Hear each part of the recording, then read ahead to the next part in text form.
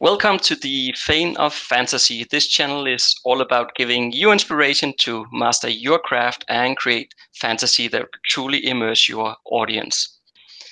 So today we are going to talk some world building, as we've done many times before, but I think this one is really interesting and probably touching on some subjects that many of you often face or might find a bit challenging, and that is in part the question, how much do you actually need to build when it comes to world building? We're going to touch probably on some other topics within these conversations as well, but to help me out today, I have James here. So maybe you want to say a few words about yourself, James?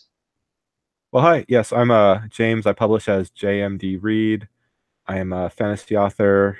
Um, I have a few short stories self-published, and I am getting ready to launch my epic fantasy series, The Storm Below, later on this year. I'm really excited about that. You should be. Yeah. Been been working on it since 2013, so I'm really excited to finally get it out to the world. Yeah, yeah. Okay, so let's just kind of get into it. So we were talking a bit about this, well, in part, where do you start, and also how much do you need to build? So where do we start with all of this, James? I think this is something that a lot of people probably struggle with. Okay, well, after you get your initial idea for the story, kind of what you want, type of story you want to tell, you need a world to put it in, right? Mm, And I find that a world needs a map, and so you need to start drawing something. You need to get something, you know, I need to take that blank piece of paper and you need to start drawing like lands, continents, just sketch something out.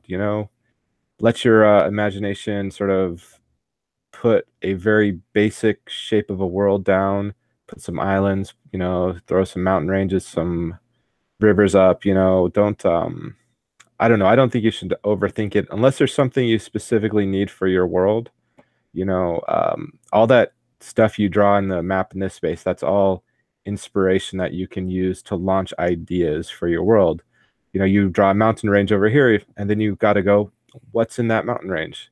And that's a place for you to think about things. You have a river that flows into a delta. What sort of people live on that river?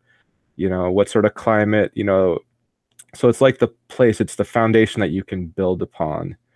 Instead of trying to like think of cultures in abstract, it's easier if you have where they live, because cultures are very dependent on the terrain around them. They're dependent on their climate, on their neighbors. So you need to have the world first. And I think that's, I don't know, for me at least, when I look at my page and I go like, what is over here on this corner of my map? And then that makes me think about new ideas that I hadn't thought of before, exciting story potential.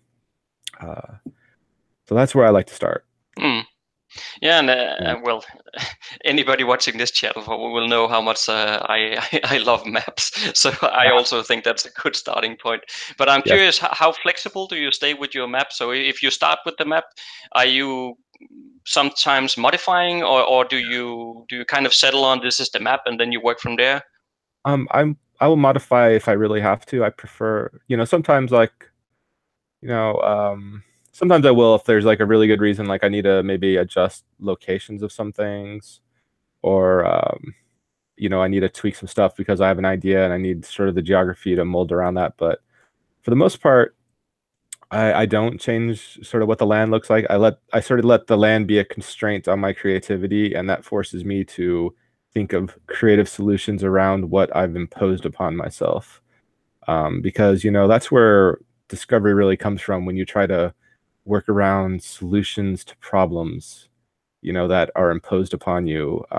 So I think it just leads to interesting story ideas. Maybe it doesn't necessarily lead to the most sort of, I don't know, perfect or plotted out thing, but something that's more organic and more real feeling, you know. But Mm, yes, I have tweaked maps before. Just I've moved stuff closer just to make sense for the story, but I try not to do that. okay, yeah. So do you think it's, or let me rephrase that, if if somebody finds it really hard to create maps, if we work with that as the premise, that's a good place to start. But if it's difficult, how do you have any good advice on how do we go about creating a map if we find that really difficult? I would try, I don't know, look at like real world maps and look at sort of terrain and maybe modify like areas of some place and move things around. Maybe I've seen some fantasy authors have done that where their world kind of looks similar to ours, but stuff is moved around. Um, maybe, I don't know, if you have a friend that can draw, have them just rough out some rough outline and see if that gives you some inspiration. Mm. Uh, like I said, I think the best creativity comes when you try to work around problems. And so you just need to have a foundation for you to have problems for you to work around and come up with your solutions for your world. And I mean, if you're telling a small enough story, you might not need to have a very world detailed map. If you're telling a story that's set in like one little country, you might not need much of a map. I mean, if your entire story set in a city, you might not need the world. You might need to know like places around the world, but you don't necessarily need a detailed map. But I think if you're going to launch into the epic fantasy where you're moving characters all across the world, you really need to understand how to build a map. And there's a lot of great resources on the internet, on YouTube. There's people who talk all about how to build worlds, just fascinating videos. They'll introduce concepts you might not have think about, how rivers affect trade, why cities are built in specific places, layout of villages. It's really fascinating stuff. Always try to learn new stuff that you can incorporate into your writing to make it better.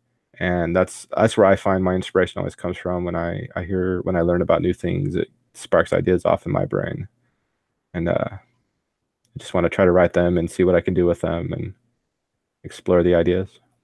Mm. Yeah, and I know that of course map making not necessarily something everybody loves, but at least as a reader, if I speak for myself, if when I open a fantasy book, if I do not find a map within those first pages, I'm kind of already a bit disappointed, and I haven't even started reading yet. Yeah, Do you have the same? yeah, I know the same. I love opening the book and this is the first thing I'll do. I'll just look at the map and I'll be like, this place looks awesome. I can't wait to see what all this stuff is, to have the author show me the world. I think that's what's really great about the fantasy genre over other ones, even like the sci-fi genre, because you don't really get maps in the sci-fi one. I mean, No. they're and I don't blame them for not trying to put a stellar cartography in their stuff, but Yeah. I don't know, like fantasy, like you get these wholly unique worlds that could be just outside of our world, just full of possibility, and that's what a map is. A map is possibility, and so that's why I like to start with them, because then it's filling in that possibility with my creativity. Yeah, and fantasy is also a genre of exploration, right? And I certainly don't want to go explore something if I don't have a map. Yeah. Yeah, I listened to a podcast the other day where there was one of the guys who written some of the canon Star Wars novels was interviewed, and he also said that actually in the George Lucas studios, he actually draw out a map of the galaxy that was around the Star Wars universe, and he just did it because he likes it and he was geeking out about it. But then he said that it actually turned out so that this map that he draw is the one that they now use as their like official map. So they go there internally when they are in the studio and trying to figure out where is this and that. Then they go to that map he draw, which he just did because he thought it was fun. So I thought Yeah. that was pretty cool. Oh, that's pretty cool. Yeah. Yeah. Yeah, I like looking at like the maps of like Star Trek and just how the Federation butts up against all their neighbors, and yeah, Yeah, I could exactly. look at maps all day. Yeah, exactly. But okay, so let's see if we can wheel back to, so if we're talking about how much do we actually need when it comes to world building, so we have our map now. Whether we found that easy or difficult to make, let's slide for a moment. But where do we go from there? So once you have the map, and you talked about filling in the blanks and stuff, but could maybe we should explore that a bit more for people watching? Okay, yeah. So you need to know kind of the broad strokes of your world. You know, what cultures are where, what countries, what kingdoms, what are any other political or religious or societal powers that are in your world. You need to know them. You need to have a kind of like a history of major events in your world, just sort of a big overview, so that you can casually reference places that are far away. You don't need to know specifics of a place your characters aren't going to. You don't need to know a lot of that minutiae, but you need to know kind of the the broad strokes, kind of like the stereotypes of the place, because Mm-hmm. that's what people who don't have never been to a place know. They'll know the stereotypes. They'll know kind of what travelers say, and that stuff's not going to be necessarily representative of an individual in that culture, but the broad strokes of it. And because you don't, and even if you do know the specifics of it, you're not going to be telling your readers all that stuff, because you don't want to give your readers too much information. They don't need to know, why people on the other side of the world, dye their clothes red if you're not going there, for instance. Yeah. So you need to know where your characters are at really well. And then you just can have little places you can just sort of drop like casually, mention like products from this place or someone that's from that place, and just to give the effect that your world is larger than the little piece of it your characters are currently at. And as you develop your story and as you maybe go to these other places, that's a good time that you can then sink in and develop them. Otherwise, you could just spend your entire life, on your world building and never get to writing your story, if you try to like Yeah. fill in all the really specific details of a place. Yeah, Tolkien spent like 20 years doing Middle Earth. So, Well, yes. it was more like Tolkien was more caring about the world building than the writing. Like Yeah. he wrote the stories to justify his world building and stuff. And Yeah. he really wrote like the Lord of the Rings because like his publisher was like, "Hey, this Hobbit was good. Why don't you write a sequel to it?" And he's like, "Well, I have all this Lord of Middle Earth stuff I've been doing. I'll just sort of adapt the Hobbit to it and just kind of say it's been there the entire time and Yeah. you know and write the Lord of the Rings." But yeah, that was his concern. He was more really he was inventing languages, and he was just that sort of guy that's like, my language needs to be grounded in a world, and he spent his entire life creating that world just to justify all his languages he liked to make. Mm-hmm. Yeah, and I mean, well, there's neither right or wrong here. I mean, if Yeah. people is there for the world building, then I'm all for it. Go for it. Yeah. Spent decades building the world if that's what you love and that's why you do it. But of course, if we are building world, of course, us as authors, but also if you are maybe you are role playing and you have a gaming group waiting for you to be done with your world building, or maybe you are a video game creator or something like that. At least for us, we also need to get to the stage where we can say, okay, now it's not done, but it's enough now, so that we can get moving, right? Yeah. Yeah. This also applies to, yeah, like I used to D&D, and I used to be a dungeon master, and I created my own world once, and it's the same sort of principle as writing a novel. It's you need to have like where your characters are to know really well, and then just the broad strokes of the rest of it, so that you can answer their questions and be prepared for when they want to take the adventure to the other side of the world for reasons you can't For no good fathom. reason at all. Nothing keeps you on your toes creatively than being a dungeon master for a group of players and watching as they derail your adventure because they had a different idea and you're trying to come up with something on the fly. Yeah, yeah. Yeah, well, writing is kind of, well, the same thing can happen. I mean, it doesn't happen for me because I'm a very strict plotter, so Okay. I know where they're going before they go there. But the Panther types of writers, the characters can also derail them a bit sometimes and do something they didn't expect. Yeah, I'm more of in the middle. I'm more of like I tend more to the plotting, but yeah, I was writing a novel and I had a character suddenly said, "No, wait, I'm going to do this," and I was like, "Yeah, you would do this, and this is actually a better solution to my story problem anyway, so let's go for it." Right. But I had to change the entire ending to the novel that I had planned out because of it. Yeah. But I think it worked better. So. But have you tried something like that happening where it affected the world building stuff? Is that you needed to do something else there or change something, or Yeah. has that happened? I'd love to talk about it, but it'd be a massive spoiler for my novel. But there was this point when I was doing my world building where I asked myself a question, and when I went like, "Why is this the way it is?" and I went, "Oh wow, there's something here that I hadn't even realized, and it's immense." And it's I can't really say what it is because it would spoil my novel, but that did happen to me, and it completely changed the direction of the series. Okay. Back when this was just in sort of the planning stage, and I just thought of this as a fun, lighthearted sort of flying airship fighting pirate adventure instead of the sort of epic military slash war fantasy story that it turned into. Mm. So yeah, it absolutely happened to me. Yeah. And Okay.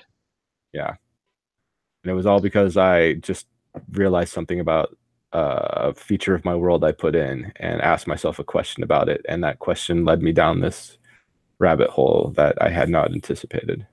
Right. Yeah. Yeah, and well, of course, changing stuff. Well, sometimes if it happens early enough, then it might not be that big a deal. But in the later stages, that's going to be a pain if all of a sudden you realize you need to do something differently.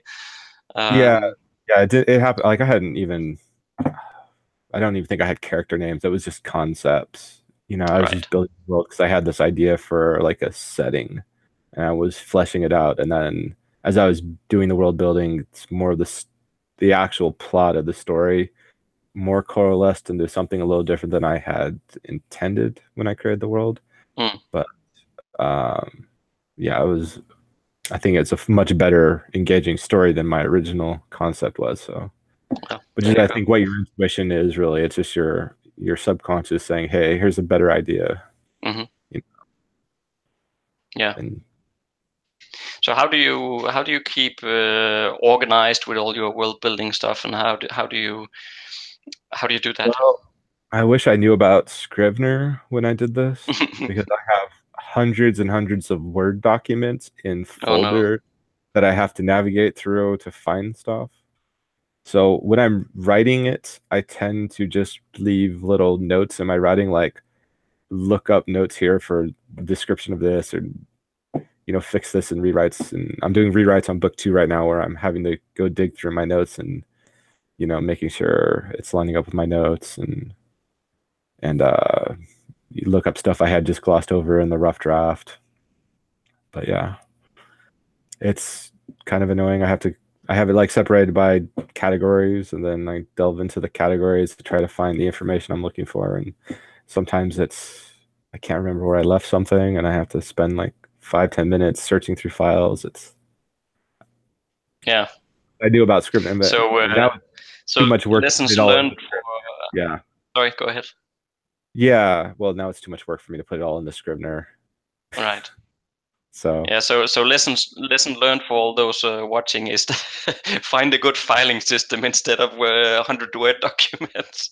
yeah, I thought it was a good filing system when I didn't have it when it was what I knew, but I've learned Yeah. other stuff that might be simpler that I will try out on my next world building project.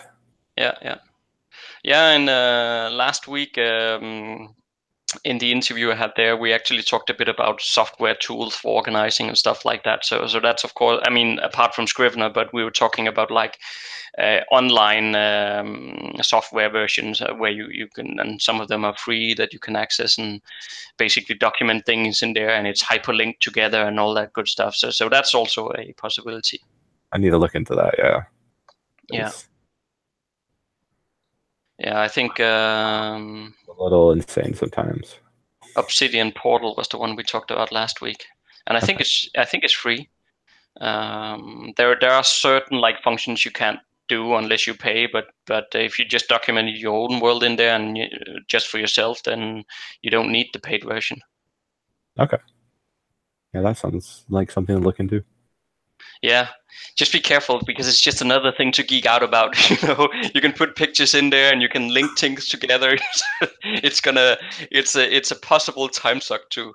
Yeah, I can see all my productivity just vanishing. Yeah, exactly. Okay.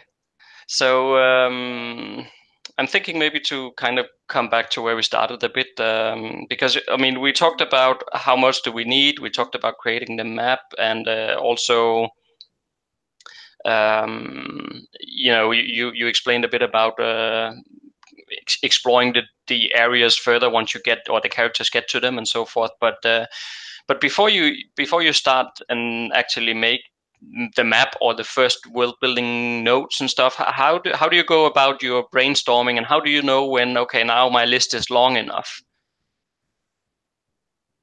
Uh, I guess I don't know. It's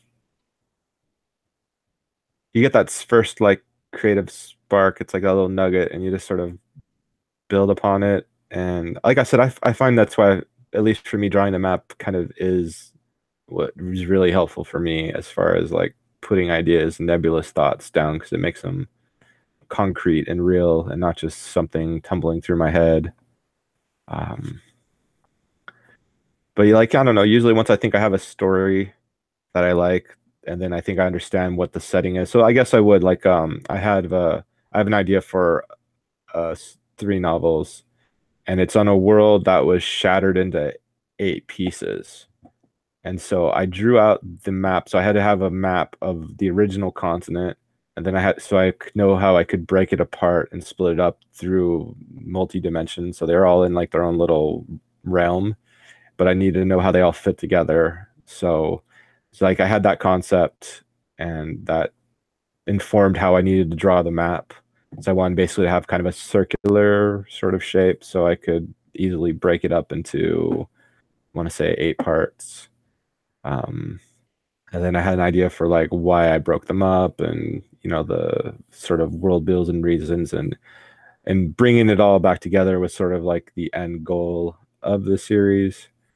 Yeah, and in that I had just sort of a more simple tale of this soldier character, but uh, I haven't worked on this world in like years, but it's rattling around the back of my head. I want to get back to it one day. But so I guess you just sit around and think about things for a while until, I don't know, it coalesces in your head and you feel like you have a really good story that you want to tell. And then before you sit down and draw your map, you should definitely think of, what do I think I need out of this world? And so you can draw that down and have it included, because it can be a real pain to revise a map too. Uh, it can get sloppy, it can get messy, especially once you start filling in details and stuff. So, which is why I kind of have the philosophy I don't want to really change things once I really get it set down.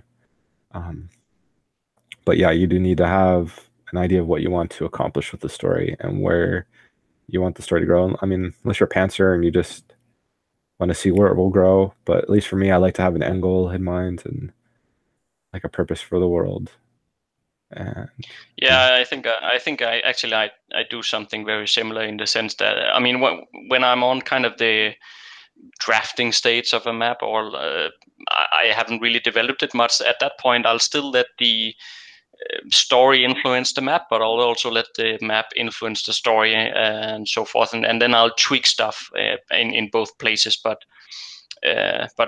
if I have to choose, the story always trumps the map. So if the story demands something, I'll change the map. But usually at that stage, once I have a very good grasp of the story, then I know what I need on the map, and after that, I really won't change the map anymore. After that, it's kind of what it is.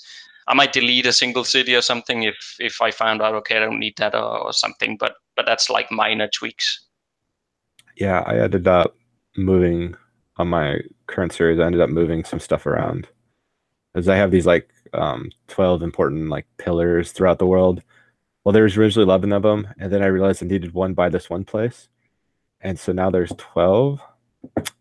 of them. So I just added that on the map, and then I moved around another one to get it into the right position. Because like when I drew the map, I knew I wanted these pillars, but I didn't really. So I just scattered from throughout the world, kind of distribute them, but I didn't quite know exactly all the places the story was going to go at the time, Right. and it was easier for me just to move them on the map than to make my story go in some weird directions, to try to contort the plot, and it would break the plot to do it. So it was easier just to move them.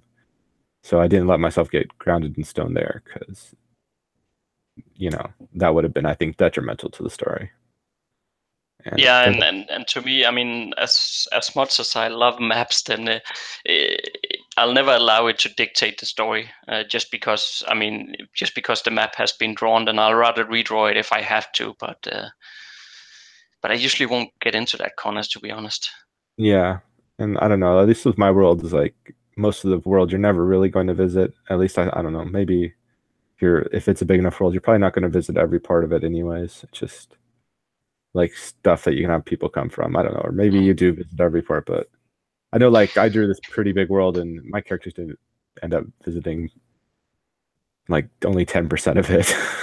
All right. Yeah. Okay. But that's pretty interesting because actually, just yesterday, I was tweeting with somebody who had basically posted a picture of their draft of their world, and then asked in the tweet, so this area A down here, I don't think it's not going to affect anything. I don't have any plans to use it.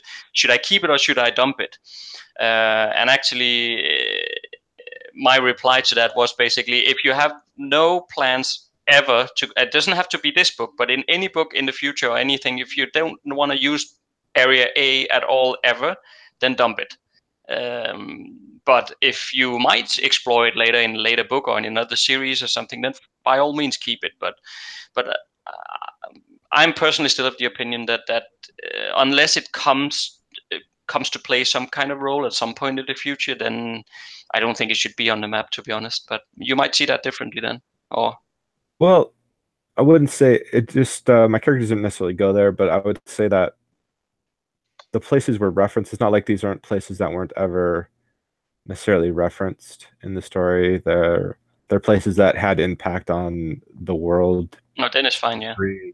It's just like there were just countries that I ended up not taking my characters to, but I had people who are from those places. So I guess I shouldn't Well, say that is fine. Yeah, yeah. yeah. So I think this conversation was more like this one area has absolutely zero effect on anything. Nobody mentions it. It's just there. It's like, well, there's no point. I do not think that happened. No, it didn't happen in this world. I have another world I'm developing where I want to write a bunch of short stories in it. Mm-hmm. To sort of do the world building because I like writing short stories. I find that's a good way to motivate me to do world building on places if I have a good reason. And so I just drew a map, and then now I'm just looking at stuff going like, hey, there's this mountain range here. What sort of people live here? Let's go develop them a bit. So I guess I do have a big map that I don't know what's going to be in a lot of it because I don't have a lot of time to work on this project right now. No. Okay. So, like doing it as like writing short stories, to try to sort of build, kind of a short story collection that I can use to promote myself or whatever. Yeah. Kind of the plan, and sort of also develop this world to build it up to something where I could do more with it. Right. But I like how we how we need to find excuses for ourselves so we can get into some world building. yeah, I just it's just time management when you're an indie author. It is, yes. And I need to get these fantasy novels, edited and get them ready for publication. But this is kind of what I want to do after I'm done with it, unless another project captures my attention and my ADD derails me. Right. Because think of more ideas of books I want to write than I have time to write them.